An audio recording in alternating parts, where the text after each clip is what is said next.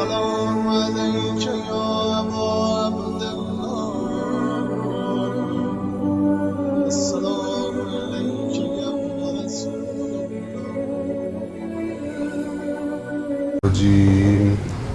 بسم الله الرحمن الرحيم الحمد لله رب العالمين بارئ الخلائق أجمعين الصلاة والسلام على سيد الأنبياء والمرسلين وعلى أهل بيته الطيبين الطاهرين المعصومين واللعنة الدائمة على أعدائهم أجمعين من يوم عداوتهم إلى قيام يوم الدين أما بعد فقد قال الله تعالى في القرآن الحكيم وهو أصدق القائلين أعوذ بالله من الشيطان الرجيم بسم الله الرحمن الرحيم وأطيعوا الله والرسول لعلكم ترحمون صدق الله العلي العظيم صلوات پڑھیں محمد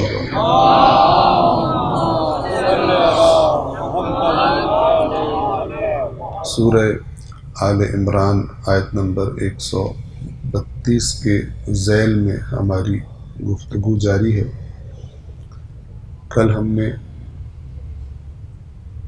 آیت نمبر 133 کی تلاوت بھی کی تھی۔ آہستہ آہستہ ہم انشاءاللہ آگے بڑھیں گے، اور آیت نمبر 133 میں کیا ہے؟ وَسَارِعُوا إِلَى مَغْفِرَةٍ مِّن رَبِّكُمْ، اور جلدی کرو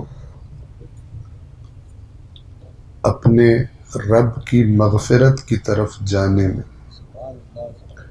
یعنی جو کوتاہیاں ہو گئی ہیں ان کی وجہ سے جو روح تمہاری زخمی ہو گئی ہے، نیکیوں میں تمہیں مزہ آنا کم ہو گیا ہے یا ختم ہو گیا ہے، عبادت کی لذت، تلاوت قرآن کی لذت، اچھی اور نیک اللہ کے ذکر کی، اہل بیت کے ذکر کی، محافل کی لذت اگر تمہیں محسوس نہیں ہو رہی تو یہ علامت ہے کہ تمہاری روح زخمی ہے تمہارے گناہوں کی وجہ سے۔ تو جلدی کرو، دوڑو، عام رفتار کافی نہیں ہے، عام حرکت کی رفتار کافی نہیں ہے، رفتار کو بڑھاؤ، تاکہ اللہ تبارک و تعالی جب تم یہ کام کرو گے تو اللہ تبارک و تعالی مغفرت فرما دے گا، یعنی روح کی تمہاری روح کے زخموں کو بھر دے گا۔ یہاں پر ایک اور نکتہ جو کل عرض نہیں کر سکا تھا عرض کر دوں، ایک اور مثال عرض کر دوں کہ اگر کوئی شخص زخمی ہو اور ڈاکٹر کے پاس جائے اپنے زخم پر پٹی لگوانے کے لیے، زخم کا علاج کروانے کے لیے، مثلا ڈاکٹر کو اپنے بازو دکھائے اور کہے یہ ڈاکٹر صاحب میرے بازو پہ زخم لگا ہوا ہے، اور آپ اس زخم کو پٹی کر دیں اور مجھے دوا وغیرہ دے دیں تاکہ یہ زخم ٹھیک ہو جائے۔ ڈاکٹر آپ کے زخم کو دیکھنے لگے، چیک کرنے لگے، اور آپ کیا کریں کہ ہاتھ میں آپ نے ایک مثلا چاقو پکڑا ہوا ہے، ڈاکٹر آپ کا ایک زخم چیک کر رہا ہے، آپ چاقو سے اپنے آپ کو دوسرا زخم لگا دیں، تو ڈاکٹر کا رد عمل کیا ہوگا آپ کی حرکت پر کہ یہ تم کیا کر رہے ہو؟ اگر تم واقعاً چاہتے ہو کہ میں تمہارا علاج کروں تو پھر دوسرا زخم کیوں لگایا ہے؟ اگر تم واقعاً ٹھیک ہونا چاہتے ہو تو خود کیوں اپنے آپ کو زخمی کر رہے ہو؟ آپ ڈاکٹر سے کہیں ڈاکٹر صاحب میں معذرت چاہتا ہوں اب نہیں کروں گا، تو ڈاکٹر کہے ٹھیک ہے، اب وہ اس دوسرے زخم کو دیکھنے لگے، آپ اپنے آپ کو ایک تیسرا زخم لگا دیں۔ بالآخر ڈاکٹر کا صبر جواب دے جائے گا اور وہ آپ سے کہے گا کہ تمہاری جگہ تم غلط جگہ پہ آ گئے ہو، تم نے ڈاکٹر کے پاس نہیں آنا تھا، تم نے پاگل خانے جانا تھا۔ تمہارے جیسے لوگوں کی جگہ پاگل خانہ ہے، ہسپتال نہیں ہے۔ تمہارا علاج پاگلوں کے ڈاکٹر کریں گے، میں نہیں کر سکتا۔ تمہارا ذہنی توازن درست نہیں ہے۔ تم نے یہ کیا مذاق بنایا ہو کہ میں ایک زخم کو دیکھنے لگتا ہوں، تم ایک نیا زخم خود کو لگا دیتے ہو، میں اس کو دیکھنے لگتا ہوں، تم ایک تیسرا زخم خود کو لگا دیتے ہو، لہذا چلے جاؤ۔ بالکل یہی صورتحال اس شخص کی ہوتی ہے کہ جو اللہ سے معافی کا بھی طلبگار ہو اور گناہ بھی نہ چھوڑے، کہے استغفر اللہ ربی و اتوب الیہ، لیکن یہ کیا کہہ رہا ہے کہ یا اللہ جو میری روح میں زخم لگ گئے ہیں ان کی مغفرت فرما دے، میں تیری طرف واپس لوٹ رہا ہوں۔ و اتوب الیہ، استغفر اللہ، میں اللہ سے مغفرت طلب کرتا ہوں، اللہ تعالیٰ میری روح کو صحت مند کر دے، گناہوں کے آثار میری روح سے ختم کر دے جو باقی رہ گئے، میرے گناہ کرنے کی وجہ سے جو میری روح کو زخم لگے ہیں ان کو ٹھیک کر دے۔ اور میں کیا کر رہا ہوں؟ وَأَتُوبُ إِلَيْهِ، اور میں اسی کی طرف یعنی اپنے رب کی طرف، اللہ کی طرف واپس لوٹ رہا ہوں۔ اب منہ سے یہ کہہ رہا ہو اور بیٹھا شیطان کی گود میں ہو اور وہاں سے نہ نکلے اور اٹھ کر اور پھر دوبارہ گناہ کرے، تو اس کی مثال بالکل اس بندے کی طرح ہے جو ڈاکٹر کے پاس جاتا ہے زخم دکھانے، لیکن ساتھ ساتھ اپنے آپ کو اور زخم بھی لگا رہا ہے۔ تو کتاب اصول کافی میں روایت ہے، امام جعفر صادق علیہ السلام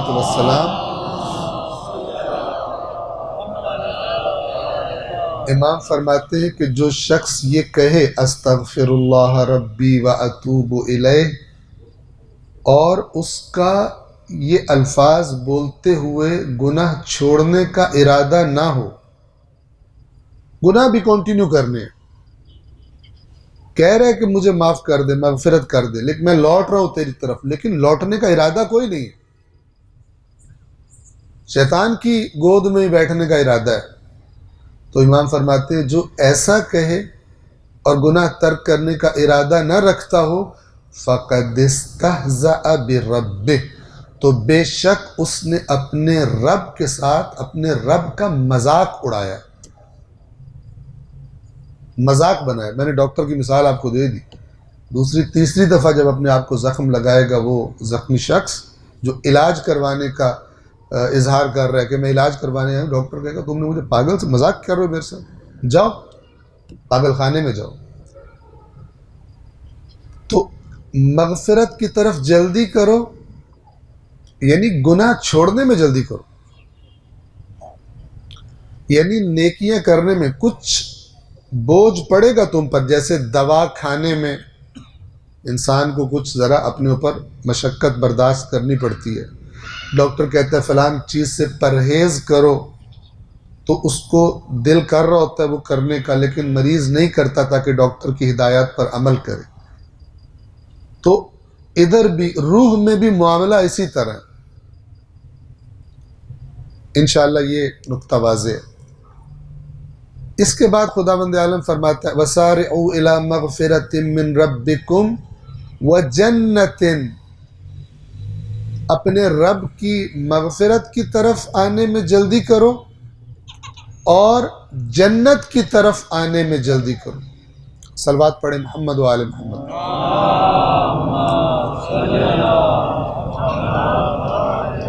یعنی اگر تمہیں مغفرت مل جاتی ہے، تم جلدی کرتے ہو، تو گویا تم جنت کی طرف جانے میں جلدی کر رہے ہو۔ یہ جو خداوند عالم مغفرت کی طرف جلدی کا کہہ رہا ہے، آگے فرما رہا ہے کہ یہ مغفرت کی طرف آنا در حقیقت جنت کی طرف آنا ہے۔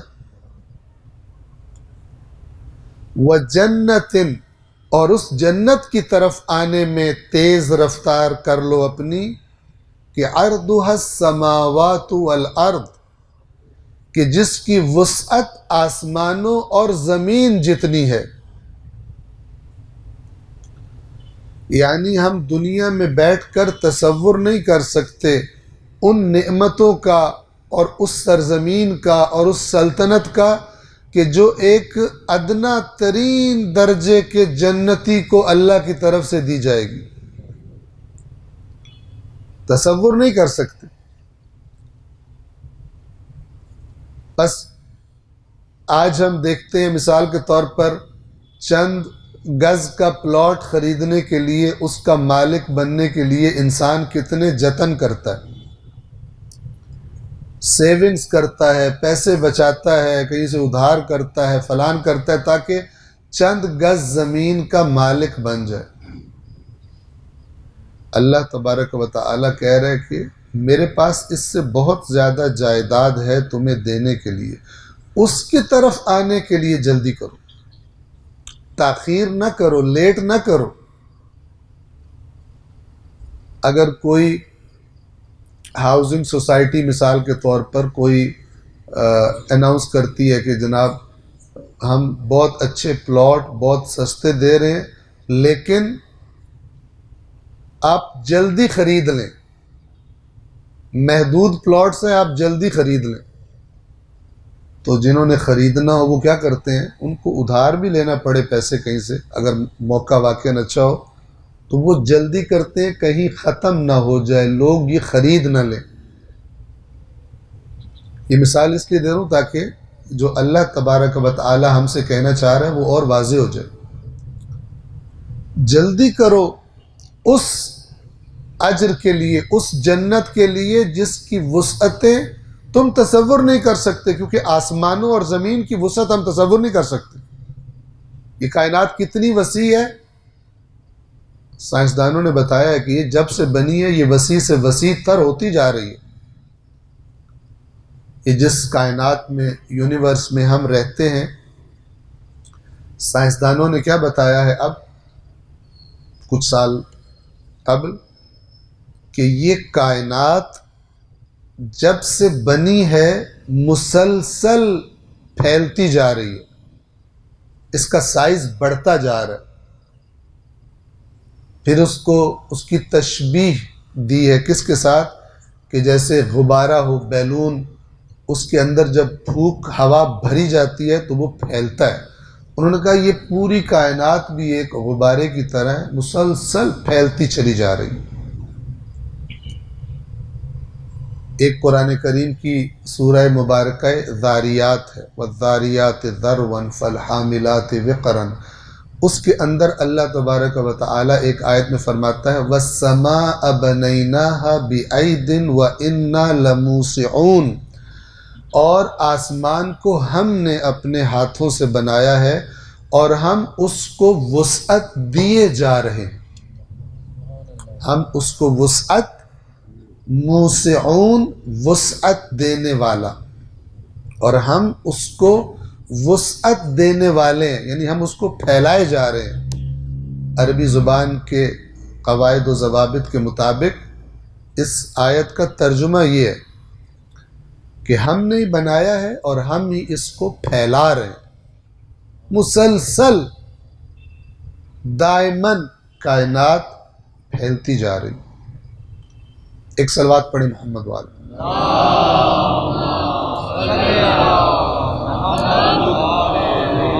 تو جس طرح کائنات کی وسعت کا اندازہ نہیں کیا جا سکتا، اللہ تبارک و تعالی نے تشبیہ کے طور پر آسمانوں اور زمین کو ذکر کیا جنت کی وسعت سمجھانے کے لیے.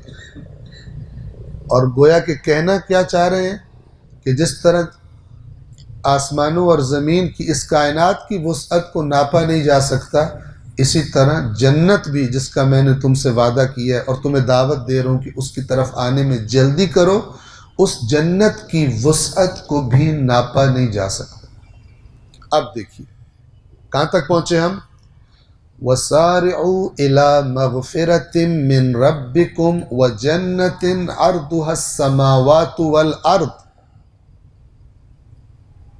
اس جنت کی طرف آنے کے لیے جلدی کرو جس کا عرض، جس کی وسعت آسمانوں اور زمین جیسی ہے. اعدت للمتقین، کس کے لیے وہ جنت تیار کی گئی ہے؟ اب یہ اہم نقطہ ہے، اصلاح کا نقطہ ہے، سننے اور سمجھنے والا نقطہ ہے. اگر آپ 2 آیتیں پیچھے جائیں، آیت نمبر 131 میں کیا فرمایا تھا؟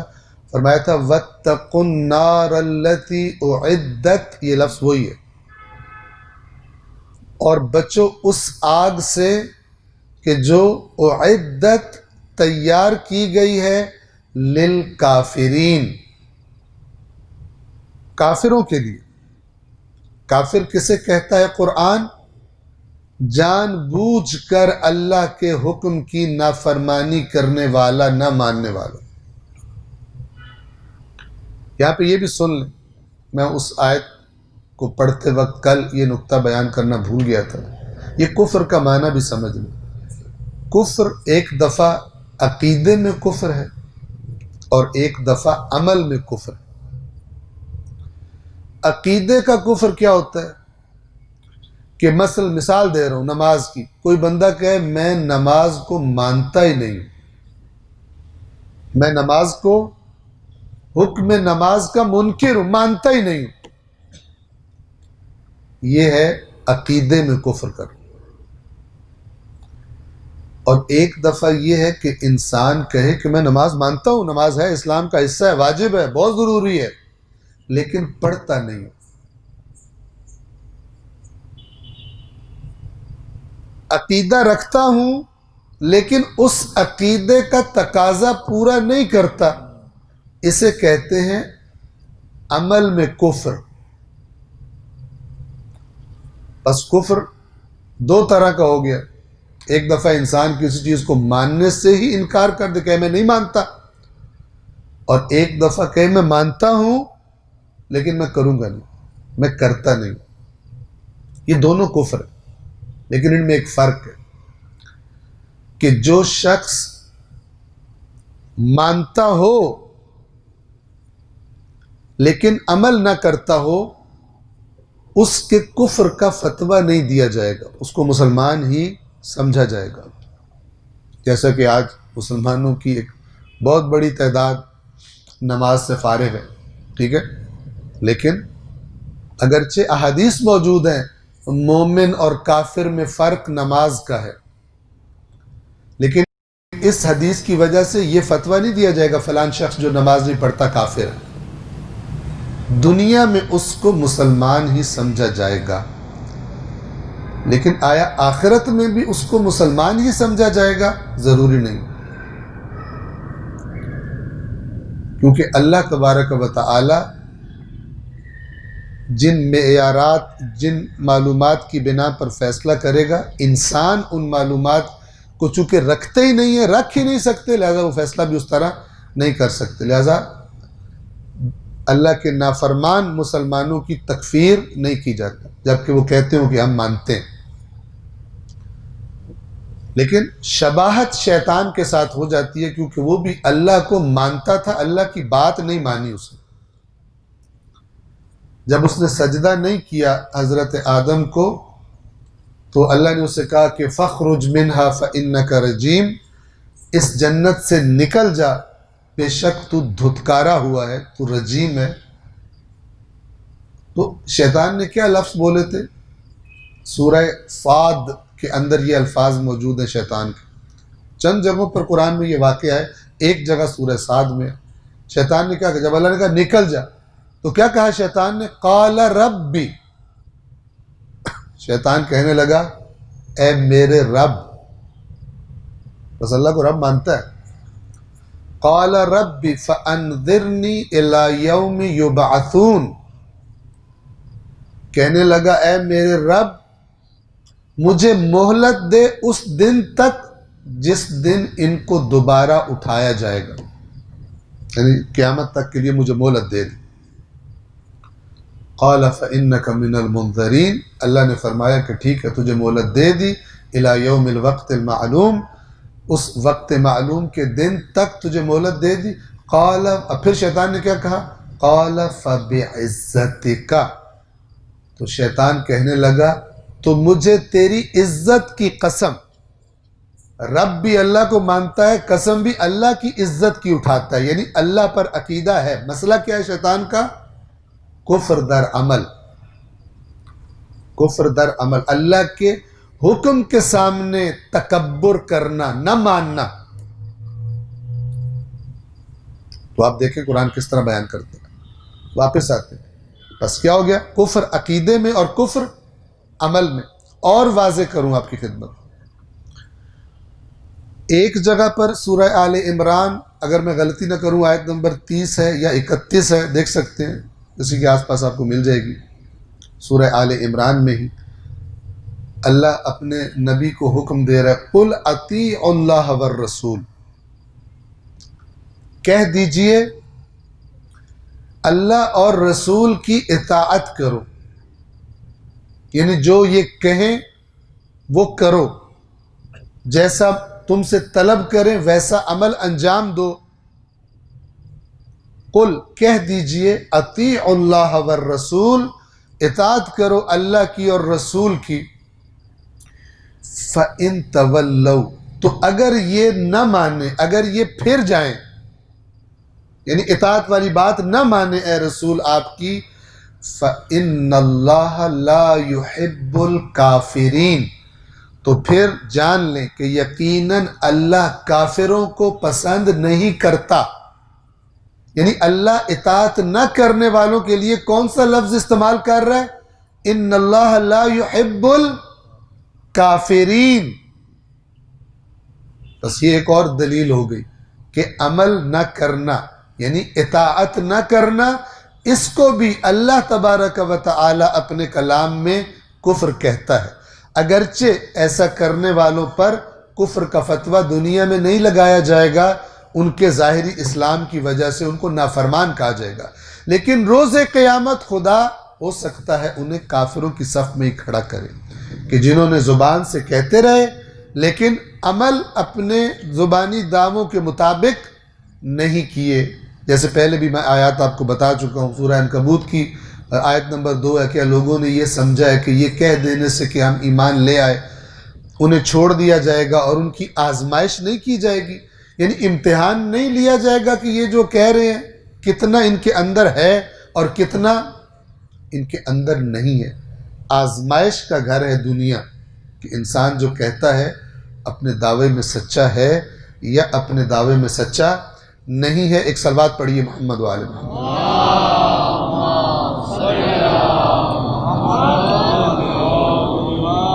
توجہ فرمائیں، کس لفظ تک بات پہنچی تھی؟ اعدت، واتقوا النار التي اعدت للکافرین. میں ایک ایک لفظ کوشش کرتا ہوں کہ آپ کی خدمت میں اس کا معنی بیان کروں. اور بچو، تقوی کا اصل معنی بچنا ہوتا ہے، خود کو بچانا. یہ جو کہا جاتا ہے اتقوا اللہ، اس کا مطلب کیا ہے؟ کہ اللہ سے خود کو بچاؤ. کیا مطلب؟ اللہ کی طرف تو جانا ہے، ہم نے تو اللہ کا قرب تلاش کرنا ہے، پھر یہ کیا مطلب ہے اللہ سے بچو، اللہ سے خود کو بچاؤ؟ واضح یہ لفظ کب استعمال ہوتا ہے؟ کہ جب بتانا ہو کہ اللہ کی اگر نافرمانی کرو گے تو اللہ کا غضب تمہارے انتظار میں ہے، اللہ کا عذاب تمہارے انتظار میں ہے، شدید العقاب ہے، عزیز ذو انتقام ہے، شدید العذاب ہے. کن کے لیے؟ جو اس کی نافرمانی کرتے ہیں. تو ان نافرمانی کی طرف جو جن کی رغبت ہو گئی ہے، توجہ ہو گئی ہے، ان سے کہا جا رہا ہے واتقوا اللہ، یعنی نافرمانوں کے لیے اللہ نے جو صفات اپنی رکھی ہیں، جو نتائج رکھے ہیں، ان سے بچو. یعنی اس اللہ سے بچو جو غضبناک ہو، اس اللہ سے بچو جو انتقام لیتا ہے. اللہ کی نافرمانی کے برے نتائج سے بچو، ورنہ در حقیقت اللہ کی ذات تو وہ ہے جس سے محبت کرنی چاہیے. قرآن کہتا ہے والذین آمنوا اشد حبا للہ، اور وہ لوگ جو ایمان لے آئے ہیں سب سے شدید ترین محبت اللہ کے ساتھ کرتے ہیں. اللہ ان کو کائنات کی ہر چیز سے زیادہ عزیز ہوتا ہے، ان کی محبت بڑی شدید ہوتی، اتنی شدید کہ کسی دوسرے کی محبت اللہ کی محبت کے مقابلے میں نہیں آتی. والذین آمنوا اشد حبا للہ. تو جس اللہ سے اتنی محبت بتائی جا رہی ہے اس سے بچو کا کیا مطلب ہے؟ یعنی اس کی نافرمانیوں کے نتائج سے بچو، اس کے عذاب سے بچو. بس تقوی کا معنی بچنا ہے، خود کو بچانا ہے. تو فرمایا وَاتَّقُوا النَّارَ الَّتِي، اور اس آگ سے بچو کہ جو اعدت تیار کی گئی ہے، آمادہ کی گئی ہے، کن کے لیے؟ للکافرین، جو جان بوجھ کر اللہ کی بات نہیں مانتے. اب واپس اس جنت والی آیت کی طرف آ جائیں، آیت نمبر 133 کی طرف. وہاں پہ بھی لفظ کیا آیا؟ وَسَارِعُوا إِلَىٰ مَغْفِرَةٍ مِّن رَبِّكُمْ وَجَنَّةٍ عَرْضُهَا السَّمَاوَاتُ وَالْأَرْضُ اعدت، اس جنت کی طرف آؤ جس کی وسعت آسمانوں اور زمین جتنی ہے. اعدت، وہ کس کے لیے تیار کی گئی ہے؟ للمتقین. یہ قرآن، جنت تیار کی گئی ہے، جہنم بھی تیار کی گئی ہے. جنت کن کے لیے تیار کی گئی ہے؟ اللہ خود بتا رہا ہے للمتقین. جنت متقین کے لیے تیار کی گئی. یہاں پر ایک اور بڑا اہم ترین نکات میں سے ایک نقطہ. کیوں جنت متقین کے لیے ہے؟ اس لیے کہ خود قرآن نے بتایا ہے کہ اللہ تقوی کے بغیر عمل قبول ہی نہیں کرتا، چاہے جتنا زیادہ کر دو. اعمال کی قبولیت کی شرط کسی بھی عمل کا تقوی کی بنیاد پر انجام دیا جانا ہے. اور تقوی کا خلاصہ کیا ہے؟ کیوں کر رہے ہو؟ اللہ کے لیے. تقوی کس کا ہوتا ہے؟ اللہ کا ہوتا ہے. مولا کائنات کے کئی فرامین، اوصیکم بتقوی اللہ، میں علی تمہیں وصیت کرتا ہوں اللہ کے تقوی کی. یعنی تم کوئی کام نہیں کر رہے، کیوں نہیں کر رہے؟ جواب کیا ہونا چاہیے؟ اللہ کی خاطر نہیں کر رہا کیونکہ وہ ناراض ہوتا ہے. یہ کام کیوں کر رہے ہو؟ اللہ کی خاطر کر رہا ہوں کیونکہ اس نے چاہا ہے. یہ تقوی کا خلاصہ. جسے کرنے کا کہا ہے اسے نہ کرنے سے بچ رہا ہوں، اور جسے اللہ نے نہ کرنے کا حکم دیا ہے اسے کرنے سے بچ رہا ہوں. یہ تقوی ہے، اسے کہتے ہیں تقوی اللہ. مولا فرماتے اوصیکم بتقوی اللہ، میں تمہیں اللہ کے تقوی کی وصیت کر رہا ہوں. کیوں بار بار وصیت ہے؟ آپ کو معلوم ہے نماز جمعہ کے خطبات میں، دونوں خطبات میں امام جمعہ کے لیے مستحب ہے، تاکید کی گئی ہے کہ دونوں خطبوں کا آغاز تقوی کی نصیحت سے کریں. اہل بیت اطہار اپنی نصیحتوں کا آغاز، اپنے خطبات کا آغاز کس سے کرتے تھے؟ تقوی سے، کیونکہ تقوی چابی ہے. کیوں اتنی اہمیت ہے تقوی کی؟ قرآن مجید میں دیکھیے. ایک تو کیا ہوا؟ سورہ آل عمران کی آیت نمبر 133. جنت، اللہ سے کوئی پوچھے یا اللہ جنت میں کون جائیں گے؟ اللہ کیا جواب دے گا؟ المتقین. جنت میں بدماش نہیں جائیں گے، جنت میں حرام خور اگر توبہ نہ کریں نہیں جائیں گے. کیونکہ اللہ کو پتہ ہے وہ کیا بتا رہا ہے لوگوں. اللہ سے بہتر کس کو پتہ ہو سکتا ہے کہ میں کیا بول رہا ہوں؟ اللہ کیا بول رہا ہے؟ اللہ فرما رہا ہے جنت میں نے صاحبان تقوی کے لیے تیار کی ہے. کیوں؟ سورۃ المائدہ، حضرت آدم کے 2 بیٹوں کے جھگڑے کا قصہ. وہاں پر اللہ نے بتایا کہ عمل اس کا قبول ہوتا ہے جس کے عمل کی بنیاد تقوی پر رکھی گئی. کیا آیات ہیں؟ خداوند عالم اپنے رسول سے ارشاد فرماتا ہے وَاتْلُ عَلَيْهِمْ نَبَأَ ابْنَيْ آدَمَ بِالْحَقِّ. اے رسول، اور ان کو سنا دیجئے آدم کے 2 بیٹوں کی برحق خبر، قصہ.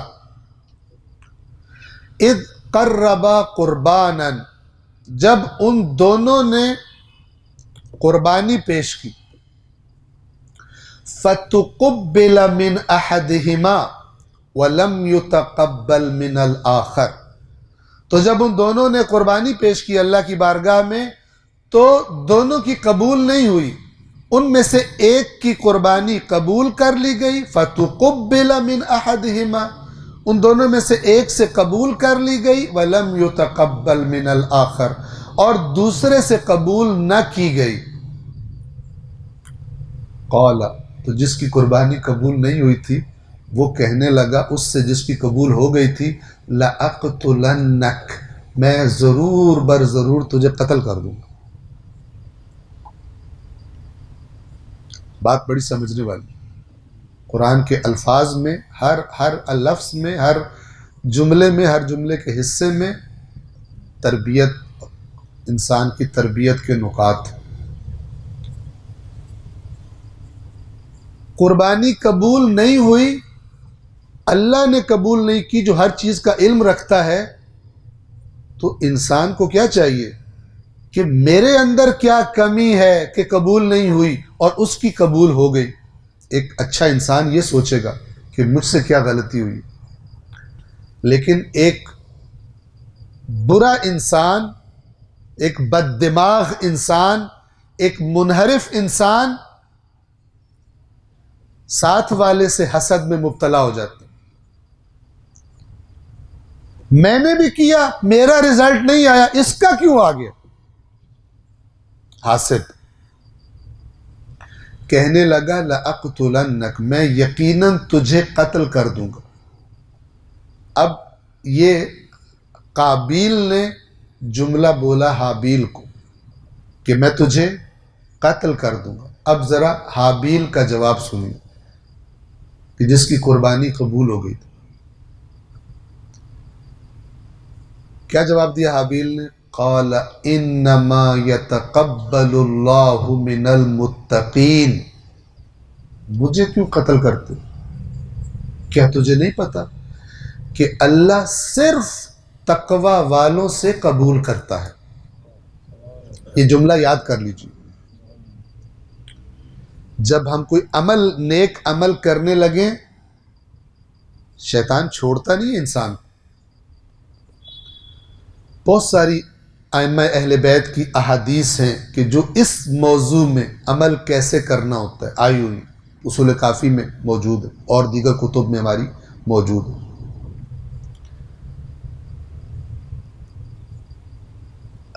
حابیل قابیل کو بتا رہا ہے کہ جو تیری قربانی قبول نہیں ہوئی، مسئلہ تیرے ساتھ ہے، میں رکاوٹ نہیں ہوں تیری قربانی کی قبولیت میں۔ اللہ کا معیار تجھے بتا رہا ہوں، اللہ کیسے عمل قبول کرتا ہے، کس کا عمل قبول کرتا ہے۔ انما یتقبل اللہ من المتقین، انما کا معنی تو آپ سب کو پتہ ہے، صرف اور صرف اللہ صاحبان تقوی سے عمل قبول کرتا ہے۔ تیری قربانی جو قبول نہیں ہوئی، اس کا مطلب ہے اللہ نے جان لیا ہے کہ تیری قربانی کی بنیاد تقوی پر نہیں ہے۔ اب دو چیزیں قرآن نے بتا دی جو آپس میں لنکڈ ہے۔ پہلی چیز کیا بتائی؟ جنت متقین کے لیے تیار کی گئی ہے، اور یہ جو دوسری میں نے سورہ مائدہ کی آیت آپ کے سامنے پڑھی، یہ اس کی وضاحت کر رہی ہے۔ کیوں جنت متقین کے لیے تیار کی گئی ہے؟ اس لیے کہ نیک عمل تو قبول ہی اللہ کی بارگاہ میں متقین کا ہوتا ہے۔ اگر عمل کی بنیاد تقوی پر نہیں ہے، ریاکاری ہے، لوگوں کو دکھانا ہے، لوگ میرا نام لے، میرا نام لکھا جائے، میرا نام اناؤنس کیا جائے، لوگ میری طرف دیکھیں کہ کتنا نیک ہے، یہ تقوی کے خلاف ہے، یہ ضائع ہو جاتا ہے۔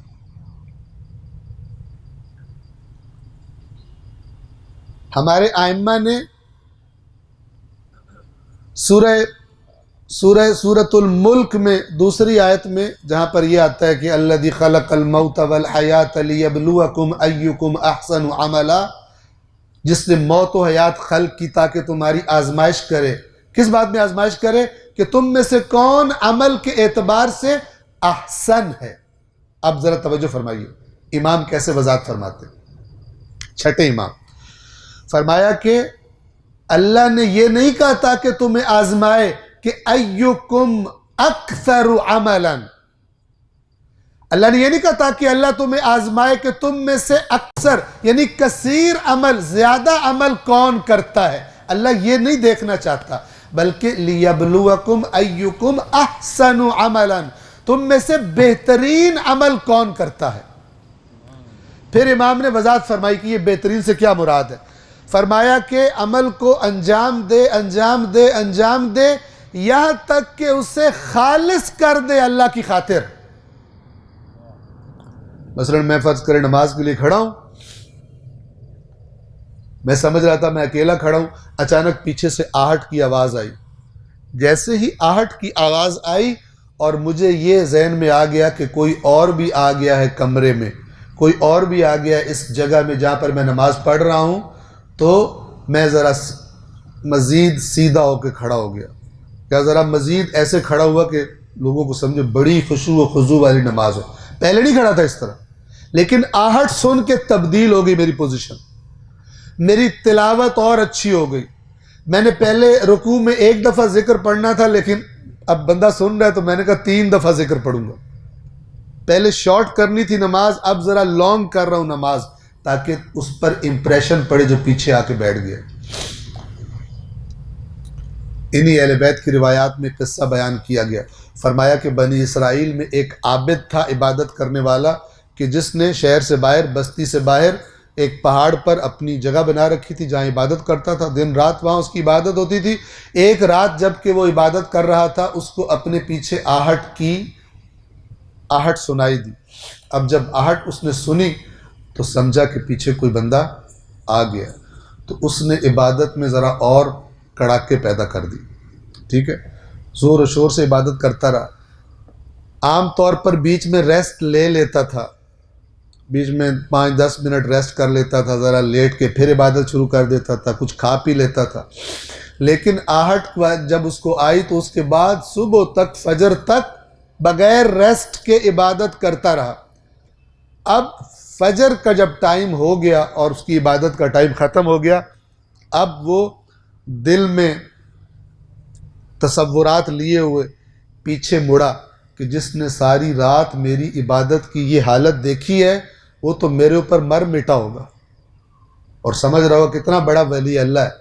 لیکن جب پیچھے مڑا تو دیکھا پیچھے کتا لیٹا ہوا تھا۔ تو امام فرماتے ہیں کہ ساری رات کتے کو دکھانے کے لیے عبادت کرتا رہا، حالانکہ عبادت تو اللہ کے لیے کی جاتی۔ تو امام نے فرمایا کہ لیبلوکم ایکم احسن عملا، کہ عمل کرے کرے کرے اتنا خود کو صاف کرے یہاں تک کہ عمل خالص کر دے اللہ کے لیے، سوائے خدا کے کسی کو بیچ میں شامل نہ کرے۔ یہ عمل بہترین عمل، کیونکہ شیطان پہلے تو انسان سے کہتا ہے نیک کام کر مت کر، لیکن اگر یہ والی زنجیر کوئی انسان توڑ دے اور ارادہ کر لے اور کرنے لگے اس عمل کو، شیطان تب بھی چھوڑتا نہیں ہے۔ پھر وہ کیا کرتا ہے؟ پھر وہ کوشش کرتا ہے کہ یہ جو عمل کر رہا ہے اس میں ملاوٹ کر دوں، خالص اللہ کے لیے انجام دیا جانے والا عمل نہ کرنے دوں اس کو۔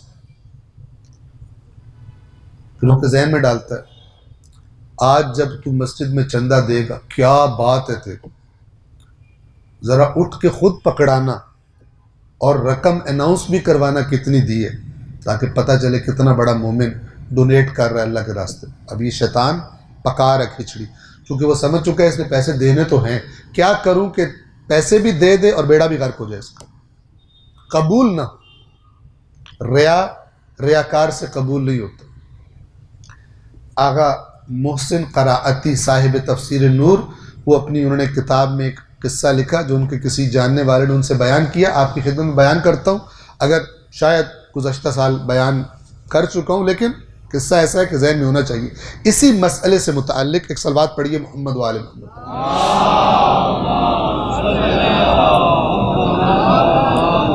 یہ تاکید کس لیے ہے کہ ہم اگر عمل کرتے ہیں تو غافل نہ رہیں، ذرا باریک بینی سے ہم عمل کس خلوص کے ساتھ کر رہے ہیں، کتنا خالص کر کے اللہ کو پیش کر رہے ہیں، اس کی طرف بھی ہماری توجہ رہے۔ قصہ یوں ہے، آغا محسن قرائتی، خداوند عالم ان کو طول عمر عطا فرمائے اور ان کی توفیقات خیر میں انشاءاللہ اضافہ فرمائے۔ تفسیر نور ان کی تفسیر ہے، اردو میں بھی اس کا ترجمہ ہو چکا ہے۔ بہت زیادہ خدمات ہیں قرآن مجید کی، بہت زحمت کی ہے انہوں نے قرآن مجید کی ترویج کے لیے اور قرآن مجید کی تبلیغات کو عام کرنے کے لیے، لوگوں کو ترغیب دلانے کے لیے قرآن پڑھنے کی۔ تو وہ فرماتے ہیں کہ ایک امیر شخص تھا اور اس امیر شخص کے دوست سے آغا یہ قصہ بیان کرتا کہ وہ امیر شخص تھا اور اس کو شوق تھا، مسجدیں بنواتا تھا، مدارس بنواتا تھا، اسکول بنواتا تھا، لیکن ساتھ میں اس کو ایک اور بھی شوق بہت زیادہ تھا کہ جب بھی کوئی پروجیکٹ مکمل ہو جاتا تھا، کوئی عمارت مکمل ہو جاتی تھی، تو وہ بڑی خوبصورت سی اپنے نام کی تختی اس کے فرنٹ پہ لگواتا تھا، مثلا تعمیر کنندہ فلان۔ یہ شوق بھی اس کو بہت زیادہ تھا کہ میرے نام کی تختی لوگ پڑھیں۔ کہتے ہیں کہ ایک دن اس دوست کے بیان کے مطابق، اس امیر شخص کے دوست کے بیان کے مطابق، ایک دن وہ اسی طرح کسی پروجیکٹ کو چیک کر رہا تھا جو تعمیر ہو رہی تھی کہ ایک نوجوان آیا اور اس نوجوان نے سلام کرنے کے بعد اس امیر شخص سے مدد کی درخواست کی اور کہا کہ میں جوان ہوں، میرا رشتہ وغیرہ طے ہو گیا ہے، لیکن میرے پاس پیسے نہیں ہیں اتنے کہ میں شادی کر سکوں، اگر آپ میری تھوڑی سی ہیلپ کر دیں تو میں گناہ سے بچ جاؤں۔ تو اس امیر شخص نے اس کی بات سنی اور اب ظاہر جو بھی نیک کام یہ کرتا تھا اس کو عادت تھی تختی لگوانے کی۔ اس نے ذہن میں سوچا کہ اگر اس کو میں پیسے دوں گا تو میرے نام کی تختی کہاں لگے گی، اس کے اوپر کہاں لگاؤں اس میں، پتہ چلے کہ یہ شادی میں کروا رہا ہوں، میں نے پیسے دیے۔ تو بالآخر تختی کی جگہ نہیں تھی، لیکن اس نے اس تختی والی بات کو ذہن سے جھٹک کر کا کوئی بات نہیں، نہ پتہ چلے کسی کو، دے دیے اس کو پیسے، اس جوان کو، اس کی شادی ہو گئی۔ کچھ دنوں کے بعد یہ دوست بیان کرتا ہے کہ یہ میرا دوست امیر آدمی مر گیا اور مرنے کے بعد مجھے خواب میں آیا کچھ عرصے کے بعد، اور خواب میں میں نے دیکھا کہ بڑی اچھی حالت میں ہے۔ تو میں نے کہا کہ تو نے اتنے مدرسے بنائے، اتنے فلان کیے، یہ کیے وہ کیے، تو اللہ نے بھی تجھے دیکھ کیسے جزا دیا؟ کہتا ہے نہیں، تو غلط سمجھ رہا ہے، خدا نے قبول نہیں کیے، خدا نے کہا یہ تو نے اپنے لیے کیے تھے، خالص نہیں تھا۔ دیکھیں اہل بیت کس طرح بیان کرتے ہیں، عمل کرو کرو یہاں تک کہ خالص کرو، ذہن سے ہر غیر اللہ نکل جائے، صرف اللہ کے لیے کر رہے۔ تو کہا کہ خدا نے وہ رد کر دیے۔ تو کہا پھر کیسے بچے ہو، کیا قبول ہوا ہے؟ کہا وہ جو اس نوجوان کو پیسے دیے تھے اور کسی کو پتہ نہیں چلا تھا، اس کی وجہ سے اللہ نے مجھے معاف کر دی، وہ عمل اللہ نے میرا اپنی بارگاہ میں قبول کیا ہے۔ صلوات پڑھیں محمد والے۔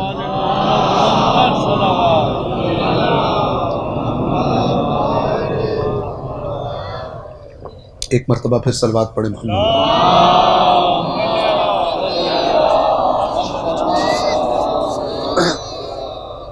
آپ قرآن مجید کی جب تلاوت کریں گے آپ دیکھیں گے تقوی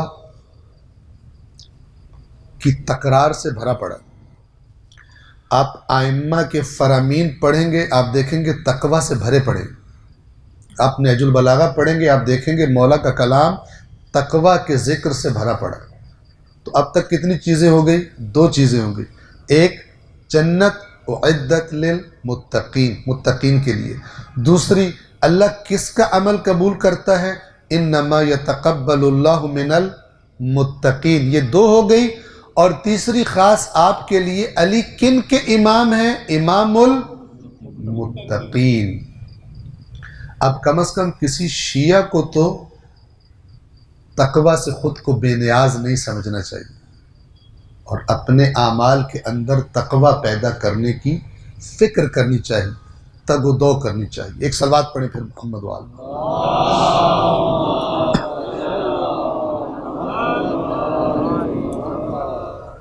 یہ آیت نمبر 133 تھی۔ یہ ساری کی ساری وضاحت کس بات کی ہو رہی ہے؟ اطیعوا اللہ والرسول لعلکم ترحمون، اللہ اور رسول کی اطاعت کرو۔ اب اللہ اپنی اطاعت کا طریقہ بتا رہا ہے، جلدی کرو مغفرت کی طرف جانے میں، جنت کی طرف جانے میں، کیونکہ جنت کن کے لیے تیار کی گئی ہے؟ متقین کے لیے تیار کی گئی ہے۔ وضاحت کر دوں، توجہ دلوا دوں آپ کو دوبارہ، جو بات میں پہلے بھی کر چکا ہوں، کہ جنت بیلنس پالیسی کرنے والے چالاکوں کے لیے تیار نہیں کی گئی۔ بیلنس پالیسی کیا ہوتی ہے؟ میں یہ خرابیاں کرتا ہوں پھر وہ نیک کام کرتا ہوں، میں یہ خرابیاں کرتا ہوں پھر ایک ایسا کام کرتا ہوں جس سے سارے گناہ معاف ہو جاتے ہیں۔ یہ دھوکہ ہے، یہ دھوکہ ہے۔ دیکھیں، اگر کوئی شخص اس طریقے سے مال کمائے کہ جس کو شریعت اسلام حرام کہتی ہے، اب اگر وہ اس کا کچھ حصہ نہیں، سارا کا سارا وہ مال بھی اللہ کے راستے میں خرچ کر دے، قبول نہیں ہوگا۔ کیوں؟ اس لیے کہ قرآن نے بتایا اللہ فقط تقوی والوں سے قبول کرتا ہے۔ تو یہ جو حرام سے کمائی کی ہے، اس میں تقوی کہاں سے آیا؟ یہ تو کی ہی سرکشی ہے۔ لہٰذا اگر کسی کے ذہن میں یہ دھوکہ ہو کہ میں پہلے حرام کما لوں پھر اس کے بعد کچھ خدا کے راستے میں خرچ کر کے اور میرے یوں گناہ معاف ہو جائیں گے یا یہ والا عمل کر لوں گا، یہ قبول نہیں ہے۔ یہ قرآن کے واضح الفاظ ہیں، بین آیت، کہ اللہ صرف اور صرف تقوی والوں سے قبول کرتا ہے۔ حابیل نے بتایا قابیل کو تیری قربانی اس لیے قبول نہیں ہوئی کہ تو نے تقوی نہیں دکھایا، تیرے اندر تقوی نہیں ہے، تو برائی کرنا چاہتا ہے، میرا قصور نہیں ہے۔ لیکن برے لوگ کیا کرتے ہیں؟ بجائے اپنی اصلاح کرنے کے دوسرے کسی کو اگر نعمت ملی ہے اس سے حسد میں مبتلا ہو جاتے ہیں۔ ایک اور اسی اصول کافی کتاب کا قصہ سن لیجئے اور آج کی عرائض کو میں سمیٹنے کی طرف لاؤں۔ یہ بھی اصول کافی کے اندر ائمہ نے بیان کیا کہ بنی اسرائیل میں ہی ایک عابد، عبادت کرنے والا، اس نے 40 سال اللہ کی عبادت کی، 40 سال اللہ کی عبادت کی، اور پھر اللہ کی بارگاہ میں ایک قربانی پیش کی۔ اب ذرا یہ بھی سن لیجئے، اللہ کی بارگاہ میں قربانی پیش کی۔ ان زمانوں میں جو روایات میں بتایا گیا ہے احادیث میں، وہ یہ کہ قربانی کے قبول ہونے کی نشانی یہ ہوتی تھی کہ آسمان سے ایک آگ اترتی تھی اور اس قربانی کو نگل لیتی تھی۔ یہ علامت ہوتی تھی کہ اللہ نے اس قربانی پیش کرنے والے کی قربانی کو قبول کر لیا ہے۔ تو اس نے 40 سال عبادت کی۔ آپ دیکھیں اللہ آزمائشیں کس کس طرح سے لیتا ہے اپنے بندوں کی۔ 40 سال عبادت کی، پھر قربانی پیش کی، قربانی قبول نہیں ہوئی۔ 40 گھنٹے کی عبادت نہیں ہے، 40 منٹ کی، 40 دنوں کی، 40 ہفتوں کی، 40 مہینوں کی نہیں، 40 سال کی عبادت ہے۔ اور اس نے قربانی کس لیے کی تھی؟ میں دیکھوں میری عبادت اللہ نے قبول کی ہے یا قبول نہیں کی۔ اگر قربانی قبول ہو گئی اس کا مطلب ہے میں ٹھیک ہوں، معاملہ ٹھیک ہے۔ اگر قبول نہیں ہوئی معاملہ گڑبڑ۔ لیکن دیکھیے، اگر عبادت انسان کو خراب نہ کر دے، بعض لوگ عبادات کی وجہ سے ان میں تکبر پیدا ہو جاتا ہے۔ جو لوگ ان سے کم، مثلا جو بہت زیادہ مستحبات پڑھتا ہے اور وہ جو صرف واجبات پڑھتا ہے اس کو گھٹیا سمجھتا ہے، اپنے آپ کو برتر سمجھتا ہے، یہ عبادت اسے خراب کر رہی ہے۔ یہ صحیح عبادت نہیں ہے۔ عبادت وہ ہے کہ جتنی عبادت زیادہ ہو اتنی ہی عاجزی پیدا کر دے بندے میں، یہ عبادت صحیح عبادت ہے۔ لیکن اگر عبادت تکبر پیدا کر دے، دوسروں کو گھٹیا اور پست سمجھنا شروع ہو جائے، یہ وہ عبادت نہیں ہے۔ اس عبادت میں شیطان نے اپنا وائرس بھی، زہر بھی داخل کر دیا، نتیجہ غلط دے رہی ہے۔ تو اس عابد نے 40 سال عبادت کرنے کے بعد جب قربانی پیش کی اور قربانی قبول نہیں ہوئی، پریشان ہوئے۔ لیکن کہا کیا؟ اپنے آپ سے خطاب کرتا ہے۔ 40 سال کی زحمت کو نظر میں رکھیے۔ اپنے آپ سے خطاب کر کے کہتا ہے کہ ضرور خرابی کچھ تیرے اندر ہی ہے، ورنہ اللہ تو قدردان ہے۔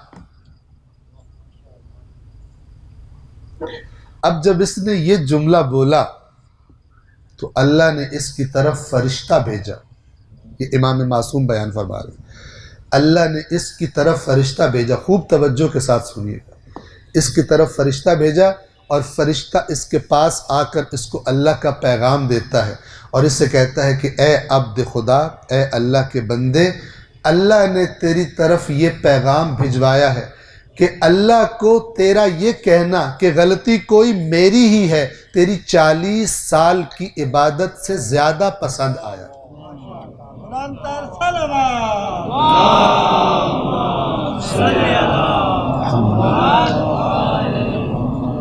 یعنی تو نے 40 سال کی عبادت کر کے اللہ پر کوئی احسان نہیں جتایا. تو خود کو تو اب یہ نہیں سمجھ رہا کہ یہ کیسا اللہ ہے، 40 سال میں نے عبادت کی ہے اور قبول نہیں کر رہا. نہ، یہ جو تو نے کہا ہے کہ غلطی میری ہی ہوگی، یہ جو ہم زبان سے ایک لفظ بولتے ہیں نا، چھوٹا سا 2 لفظ، سبحان اللہ، اس کا معنی بہت بڑا ہے. جس کو سبحان اللہ کا مفہوم واقعاً پتہ چل چکا ہے اور اس کو وہ قبول کر چکا ہے، اگر اس کو کینچیوں سے کاٹ کر ٹکڑے ٹکڑے بھی کر دیا جائے تب بھی اللہ سے ذرہ برابر بھی شکوہ اس کی زبان سے نہیں نکلے گا. کیونکہ سبحان اللہ کہنے والا کیا کہہ رہا ہوتا ہے کہ اللہ کی ذات ہر عیب سے پاک ہے. تو جو ہر عیب سے پاک ہو اس سے کوئی شکوہ کر سکتے ہیں؟ شکوہ تو ہوتا ہی کسی کمی کا ہے، کسی زیادتی کا ہے کہ میں نے آپ کے ساتھ اتنا اچھا کیا اور آپ نے بدلے میرے ساتھ کیا کیا. یعنی آپ کے اندر عیب ہے. مومن جب خدا کو پہچان لیتا ہے، سبحان اللہ کا معنی اس کے قلب میں، اس کی روح میں راسخ ہو جاتا ہے. تو میں نے عرض کیا کہ خدا نے جو دیا سب چھین لے. حضرت ایوب کا قرآن نے تذکرہ کیا ہوا، سب کچھ چھن گیا، ایک شکوے کا لفظ نہیں بولا. قرآن مجید نے فرمایا ہوا وَاذْكُرْ عَبْدَنَا ایوب، اے رسول ہمارے بندے ایوب کا ذکر کیجیے، ایوب کا قصہ ان کو سنائیے. سب کچھ چھن گیا، پورے بدن پر زخم بیماری کی وجہ سے، لیکن شکوہ نہیں کیا اللہ سے.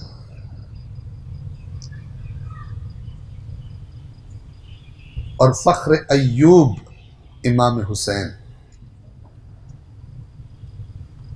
کربلا میں، اگر کوئی ناسمجھ اور نادان اس سے آپ نے سنا بھی ہو کہ امام حسین نے خدا سے شکوہ کیا تو یہ بات باطل ہے.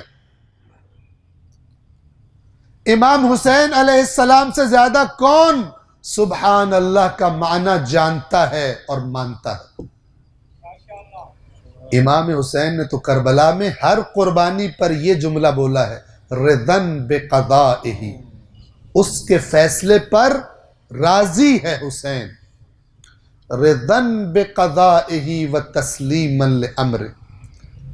یہ الگ بات ہے کہ آنکھ سے آنسو جاری ہے، یہ الگ بات ہے کہ دل غموں سے نڈھال ہے، لیکن اللہ سے شکوہ ہرگز. رضن بقضاء، یہ صرف زبان سے نہیں بول رہے. امام حسین وہ نہیں ہے کہ زبان کچھ بول رہی ہو اور دل میں کچھ ہو. رضن بقضائہ وتسلیما لامرہ. کون اس مرتبے کو، اس کے ذائقے کو، اس کی لذت کو چکھتا ہے؟ خدا کے راستے میں سب کچھ دے رہا ہے اور لب پر شکوے کا ایک حرف بھی نہیں آتا، بلکہ اس کے برعکس بار بار اللہ کی رضا کا اعلان کرتا ہے. جانتا ہے، دیکھ رہا ہے،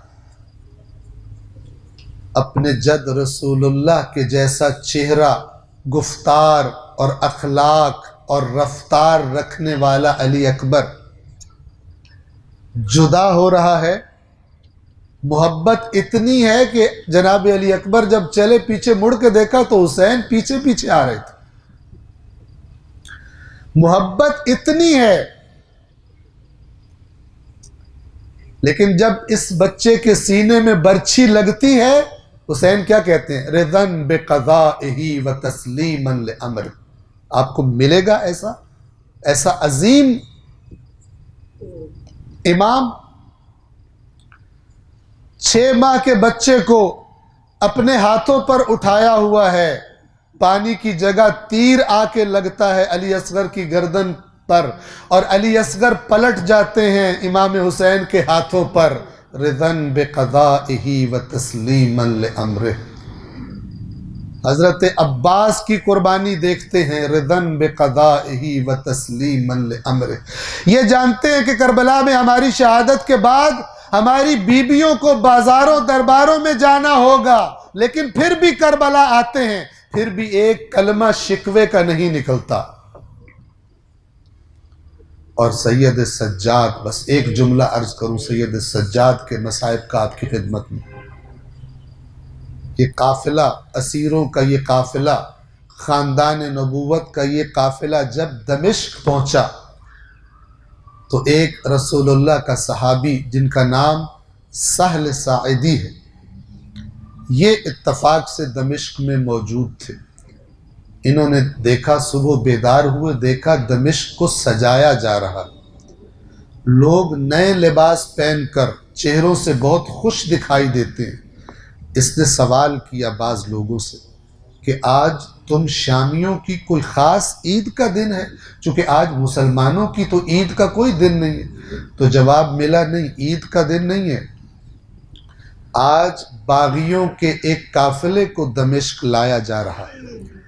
ایک باغی نے خلیفہ یزید کے خلاف قیام کیا تھا، اس باغی کو اس کے ساتھیوں کے ساتھ قتل کر دیا گیا. ان باغیوں کے سروں والا قافلہ آ رہا ہے، اور ان سروں کے ساتھ ان باغیوں کی عورتیں بھی اسیر کر لی گئی ہیں، اور ان عورتوں کو بھی لایا جا رہا ہے. بس میں ایک جملہ بولوں گا، باقی روایت انشاءاللہ پھر سناؤں گا. سہل ساعدی جب اس دروازے پر پہنچے جہاں سے قافلے کو داخل کیا جا رہا تھا، تو کیا دیکھا کہ آگے آگے کچھ نیزہ بردار ہیں، اور ان نیزوں پر کچھ سر دکھائی دیتے ہیں. اب جو قریب ہوا تو کیا دیکھتا ہے، یہ خود راوی بیان کرتا ہے کہ عجب منظر تھا. میں نے کیا دیکھا کہ آگے آگے ایک نیزے پر نواسہ رسول حسین کا سر تھا، ایک نیزے پر ابو الفضل العباس کا سر تھا، ایک نیزے پر میں نے وہ سر دیکھا جو بالکل رسول اللہ کی طرح چہرہ رکھتا تھا. اب جو میں نے پیچھے دیکھا تو ایک اسیر، ایک بیمار رسیوں میں جکڑا سر جھکائے چل رہا تھا. میں پہچان گیا یہ امام حسین کا فرزند سجاد ہے. میں امام کے پاس گیا، ادب کے ساتھ میں نے سلام کیا. عزادارو یہ کہتا ہے جب میں نے سید سجاد کو سلام کیا نا، تو ایک دفعہ سجاد نے تعجب کے ساتھ میری طرف دیکھا اور کیا جملہ بولا کہ اے شخص تو کون ہے؟ اس شہر میں تو جو بولتا ہے ہمیں تانے دیتا ہے، جو بولتا ہے ہمارے بارے میں غلط غلط الفاظ بولتا ہے. تو کون ہے جو اس دشمنوں کے شہر میں مجھے سلام کر رہا ہے؟ میں نے عرض کیا سید سجاد ذرا میری طرف غور سے دیکھیے، میں آپ کے جد کا غلام سہل ہوں، اگر کوئی خدمت ہو سکے میں آپ کی کوئی خدمت کر سکوں. عزادارو سید سجاد نے فرمایا اے سہل اگر ہو سکے، اگر تیرے پاس کوئی کپڑا موجود ہے تو یہ جو میری گردن میں زنجیر ہے اس کپڑے کو اس زنجیر اور میری گردن کے درمیان رکھ دے. اس زنجیر کی تکلیف ناقابل برداشت ہو چکی ہے. عزادارو خدا جانے کب سے وہ زنجیر سجاد کی گردن میں تھی. جب دھوپ نکلتی ہوگی، جب سورج چمکتا ہوگا، آپ جانتے ہیں سورج کے نیچے لوہا گرم ہو جاتا ہے، اور جب لوہا گرم ہوتا ہے تو اگر وہ لوہا گوشت پر رکھا ہو تو اس گوشت کو بھی جلانے لگتا ہے. سہل ساعدی کہتا ہے جب میں نے سجاد کی گردن سے زنجیر کو اٹھانا چاہا تو سید سجاد کی گردن سے تازہ خون بہنے لگا. الا لعنت اللہ علی القوم الظالمین وَسَيَعْلَمُ الَّذِينَ ظَلَمُوا أَيَّ مُنْقَلَبٍ يَنْقَلِبُونَ. پروردگار بحق قرآن و بحق محمد و آل محمد اس قلیل سی عبادت کو اپنی بارگاہ میں قبول فرما. پروردگار قرآن و اہل بیت کے صدقے تمام بیماروں کو، بالخصوص شاہد حسین صاحب کو شفائے کامل و عاجل عطا فرما، ان پر اپنی مخصوص رحمت نازل فرما. ان کے لیے آسانیاں فرما۔ پروردگار بحق محمد و آل محمد تمام دنیا میں امام حسین کے عزاداروں کی جان و مال و ناموس کی حفاظت فرما۔ عزاداری کی اس امانت کی ہمیں حفاظت کرنے کی توفیق عطا فرما۔ پروردگار اس عزاداری کے ہم سے جو تقاضے ہیں، جو ذمہ داریاں ہیں، ان تقاضوں کو سمجھنے کی، ان ذمہ داریوں کو پہچاننے کی اور احسن طریقے سے، خلوص والے طریقے سے ان ذمہ داریوں کو ادا کرنے کی توفیق عطا فرما۔ روز قیامت حسین کے جد کے سامنے، حسین کے بابا کے سامنے، حسین کی ماں کے سامنے ہمیں سرخرو ہونے کی توفیق عطا فرما۔ پروردگار بحق محمد و آل محمد ہماری آئندہ نسل کو نیک اور صالح قرار دے۔ پروردگار ہمارے وطن عزیز پاکستان کی حفاظت فرما۔ پاکستان کے اندر شر پھیلانے والے، فرقہ واریت پھیلانے والے، سازشیں کرنے والوں کے شر سے اس ملک اور اس قوم اور بالخصوص ملت مکتب اہل بیت کو نجات عطا فرما۔ اللہم صلی علی محمد و آل محمد۔